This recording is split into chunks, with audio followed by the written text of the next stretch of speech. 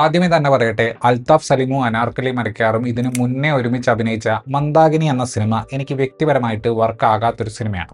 ഇവർ രണ്ടുപേരും വീണ്ടും ഒന്നിക്കുന്ന ഇന്നസെന്റ് എന്ന പുതിയ സിനിമയുടെ റിവ്യൂവിൽ ഇതിനെക്കുറിച്ച് പറയാനുള്ള കാരണം എന്താണെന്ന് വെച്ചാൽ, ഈ സിനിമ എടുത്തിട്ടുള്ള രീതിയും അതിൻ്റെ ട്രീറ്റ്മെൻറ്റും കണ്ടപ്പോൾ മന്ദാകിനി എനിക്ക് വർക്ക് ആകാത്തതിൻ്റെ കാരണങ്ങൾ എനിക്ക് ഓർമ്മ വന്നു. അത് പ്രധാനമായിട്ടും ഡയലോഗ് ഹ്യൂമറിനെ അമിതമായിട്ട് ഡിപ്പെൻഡ് ചെയ്യുന്ന രീതിയിലുള്ള അതിൻ്റെ തിരക്കഥയും മേക്കിങ്ങുമായിരുന്നു.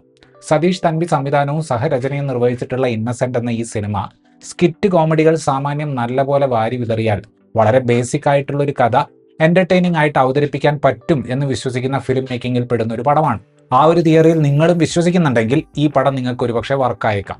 ടൗൺ പ്ലാനിംഗ് ഓഫീസിൽ ജോലി ചെയ്യുന്ന വിനോദാണ് നമ്മുടെ നായകൻ. രജിത എന്ന പെൺകുട്ടിയുമായിട്ട് വിനോദിന്റെ വിവാഹം ഉറപ്പിച്ചിട്ടുണ്ട്. അതിനിടെ സിറ്റിയിലെ പ്രധാനപ്പെട്ട ഒരു ഹോട്ടലിൽ നിന്ന് വിനോദ് ഭക്ഷണം കഴിച്ച് വയറാകപ്പാടെ അലമ്പാകുന്നു. അതിനുശേഷം വിനോദിന് സംഭവിക്കുന്ന പല കാര്യങ്ങളും അയാളെ വലിയൊരു നാണക്കേടിലേക്ക് കൊണ്ടുചെന്നെത്തിക്കുകയാണ്. എന്തായിരുന്നു ആ നാണക്കേട്, ആ സാഹചര്യത്തെ വിനോദ് ഏത് രീതിയിലാണ് നേരിട്ടത് എന്നതൊക്കെയാണ് ഈ സിനിമയിൽ നമ്മൾ കാണുന്നത്. ഈ സിനിമയിൽ തീർച്ചയായിട്ടും ഹ്യൂമർ ഉണ്ട്. പക്ഷേ ആ തമാശകൾ തിയേറ്റർ വിട്ടിറങ്ങുമ്പോൾ നമ്മൾ ഓർത്തോർത്ത് ചിരിക്കുന്ന തരത്തിലുള്ള ഹ്യൂമർ അല്ല. അത് അങ്ങനെ ആകാനുള്ളതിൻ്റെ കാരണം വളരെ ബേസിക് ആയിട്ടുള്ള ഒരു ഐഡിയയെ നമ്മൾ ടെലിവിഷൻ സ്കിറ്റ് പരിപാടികളിലൊക്കെ കാണുന്ന തരത്തിലുള്ള ഡയലോഗുകൾ ഉപയോഗിച്ച് രക്ഷിച്ചെടുക്കാൻ വേണ്ടി നോക്കുന്നത് പോലെ അവർ ഉപയോഗിക്കുന്നത് കൊണ്ടാണ്.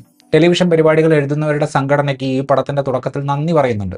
ഈ പടത്തിന്റെ ടോണ് ഇടയ്ക്കിടയ്ക്ക് മാറിക്കളിക്കുന്നത് നമുക്ക് കാണാൻ സാധിക്കും. ഈ പടത്തിന്റെ ഒരു സെൻട്രൽ കോൺഫ്ലിക്റ്റിലേക്ക് കാര്യങ്ങളെ നയിക്കുന്ന ഇൻസിഡന്റ് വളരെയധികം കോമിക്കൽ ആയിട്ടുള്ള രീതിയിലാണ് അവതരിപ്പിച്ചിട്ടുള്ളത്. ആ സീനിൽ നടക്കാൻ പോകുന്ന ഓരോ കാര്യങ്ങളും നമുക്ക് എളുപ്പം പ്രെഡിക്റ്റ് ചെയ്യാൻ പറ്റും. പോരാത്തതിന് കോമഡി ആക്കാൻ വേണ്ടി കാര്യങ്ങൾ എക്സാജറേറ്റ് ചെയ്യുന്നതും നമുക്ക് മനസ്സിലാകും. സോഷ്യൽ മീഡിയയുടെ ഒരു തെറ്റായ രീതി സറ്റയർ സ്വഭാവത്തിൽ വിമർശിക്കാനാണ് സിനിമ ആഗ്രഹിക്കുന്നത്. പക്ഷെ ഇത് കഴിഞ്ഞ പാടെ പടം മൊത്തത്തിൽ ഭയങ്കര സീരിയസ് ആയിട്ട് മാറുകയാണ്. നായകൻ നേരിട്ട അപമാനം കാരണം അയാൾക്കുണ്ടാകുന്ന മാനസിക വിഷമങ്ങളൊക്കെ കാണിക്കുന്ന പാട്ടൊക്കെ വരുന്നുണ്ട്. ഇങ്ങനെ ടോണിലുള്ള ഈ ഒരു ഇൻകൺസിസ്റ്റൻസി കാണുമ്പോൾ നമുക്ക് പെട്ടെന്ന് മനസ്സിലാകുന്ന കാര്യം ഇവരുടെ കയ്യിൽ നല്ലൊരു കഥ ഇല്ല എന്നത് തന്നെയാണ്.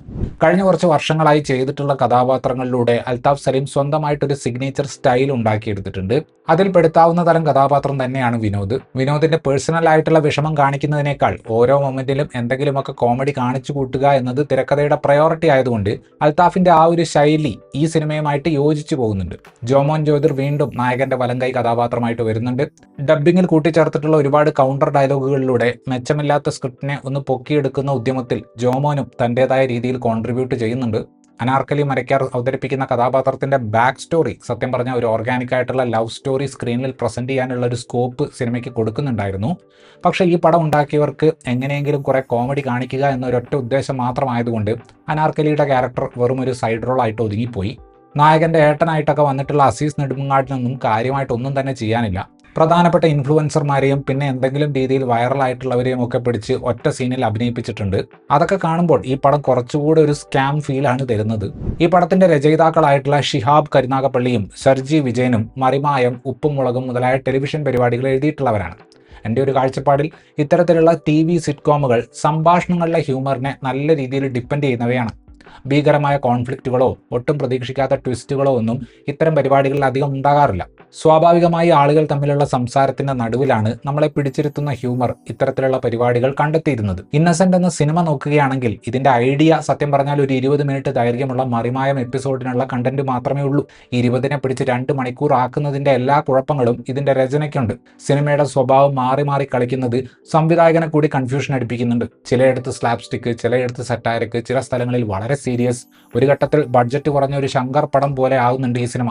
നായകന്റെ ഡിപ്രസ്ഡ് ആയിട്ടുള്ള അവസ്ഥ കാണിക്കുന്ന സമയം വരുന്ന പാട്ട് സാമാന്യം നല്ലതായിരുന്നു. ആളുകളെ ഡിസ്ട്രാക്ട് ചെയ്യാതിരിക്കാൻ വേണ്ടി പടത്തിൽ പശ്ചാത്തല സംഗീതം ആദ്യം തൊട്ട് അവസാനം വരെ ഗ്യാപ്പ് കൊടുക്കാതെ വെച്ചിട്ടുണ്ട്. നമ്മളെ ചിരിപ്പിക്കുന്ന പല മൊമെന്റുകളും ഈ സിനിമയിൽ ഉണ്ട് എന്നത് നിഷേധിക്കുന്നില്ല. അത് ഞാൻ നേരത്തെ പറഞ്ഞതുപോലെ പിറുപിറുക്കുന്നത് പോലെ പറയുന്ന ഡബ്ബിങ്ങിൽ ആഡ് ചെയ്യപ്പെട്ടിട്ടുള്ള ഡയലോഗുകൾ വഴിയാണ് സംഭവിക്കുന്നത്. പക്ഷേ ചില സ്ഥലങ്ങളിൽ ഈ പരിപാടി വലിയ കല്ലുകടിയും ആകുന്നുണ്ട്. അനാർക്കലിയുടെ കഥാപാത്രത്തെ ബൈക്കിൽ ഫോളോ ചെയ്യാൻ അൽത്താഫും ജോമോനും ശ്രമിക്കുന്ന സീനിന്റെ തുടക്കത്തിലൊക്കെ ഒരാവശ്യവുമില്ലാതെ കുറേ വളിപ്പ് തമാശകൾ വരുന്നുണ്ട്. വളരെ ബേസിക്കായ ഒരു കഥയിൽ അവിടെ ഇവിടെയും ചിരിക്കാൻ എന്തെങ്കിലുമൊക്കെ വേണം. പടം കഴിഞ്ഞ് പുറത്തിറങ്ങിയാൽ ചിരിച്ച തമാശകൾ ഒന്നും തന്നെ ഓർമ്മയില്ലെങ്കിലും പ്രശ്നമില്ല എന്നാണ് നിങ്ങളൊരു എന്റർടൈനിങ് സിനിമയ്ക്ക് കൊടുക്കുന്ന ഡെഫിനിഷനെങ്കിൽ ഈ സിനിമ നിങ്ങൾക്ക് ഒരുപക്ഷെ കണ്ടിരിക്കാവുന്ന ഒരു പടമായിട്ട് തോന്നിയേക്കാം.